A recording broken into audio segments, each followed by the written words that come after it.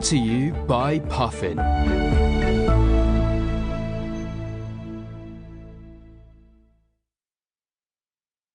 The Racehorse Who Collection by Clare Balding.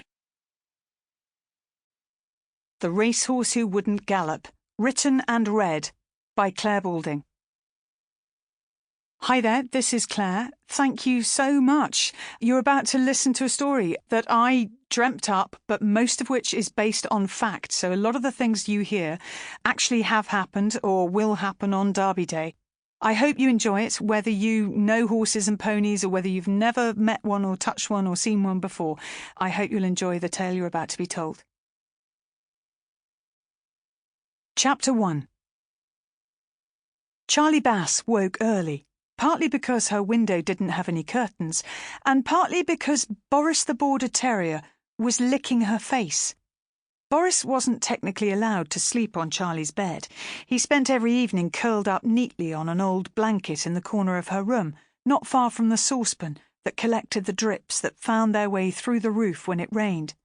But every night, as her mother closed the door after kissing Charlie goodnight, Boris slipped off the blanket, silently jumped up onto the bed, and curled neatly into the curve of Charlie's body, where he stayed until it was time to give Charlie her morning wash. "Boris, get off!" said Charlie, playfully pushing his head away. Boris just wagged his tail as if she'd said, "Oh, Boris, you are brilliant." Sitting up in bed, Charlie stared out of the window, trying to remember the details of her dream. She'd been riding again, so fast it had made her eyes stream.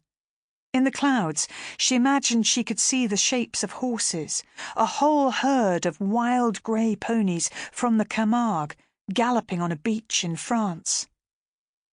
The walls of Charlie's bedroom were papered with posters of horses. The Olympic gold medal-winning dressage horse Vallegro dancing on the spot, the show jumper Hello Sanctos clearing an impossibly high wall, and a big grey event horse stretching over the Vicarage V at Badminton. Above her rickety chest of drawers, which had a couple of knobs missing and one stuck on with chewing gum, was a picture of a palomino pony from a calendar she'd been given for Christmas 2 years earlier. Charlie didn't know its name or where it came from, but she looked at it every day and imagined owning a pony like that. A pony she could call her own, a pony she could build a partnership and a relationship with, a pony only she would understand, and who, given time, would understand her too. Charlie knew that she could be a top-class rider if she was given the chance, but so far she had only ever ridden a cow. Her dad told her it was the same thing, but she knew that it wasn't.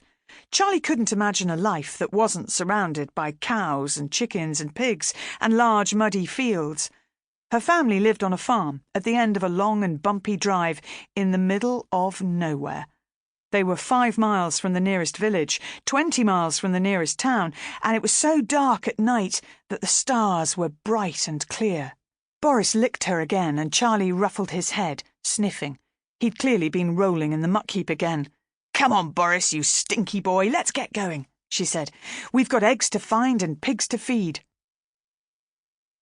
Charlie had been christened Charlotte Elizabeth Bass, but her father thought that sounded a bit formal, so had called her Charlie from day one. Along with her older brothers, Harry and Larry, Charlie worked on the farm before and after she went to school. Charlie's mother, Caroline, was a copy editor for a major publishing firm. It meant that she read the first drafts of non-fiction books, checking them for spelling, grammar, and factual errors. She read at least a book a day, sometimes 2, and was a mine of information on subjects from beekeeping to Buddhism, trees to trampolines, ancient mythology to modern art. She had fallen in love with Charlie's dad, Bill Bass, at the 3 Counties show, where he was showing a cow. It didn't win the main prize. In fact, it came last. But when Charlie's mum went to commiserate with him afterwards, she was bowled over by his charm. "I realised it was your dad who should have won first prize. He was gorgeous," Charlie's mum had told her once. Charlie's dad worked every hour that the sun was up, and some hours when it wasn't. He milked the cows at 5 a.m. and again at 5 p.m. every day of the year. Sample complete.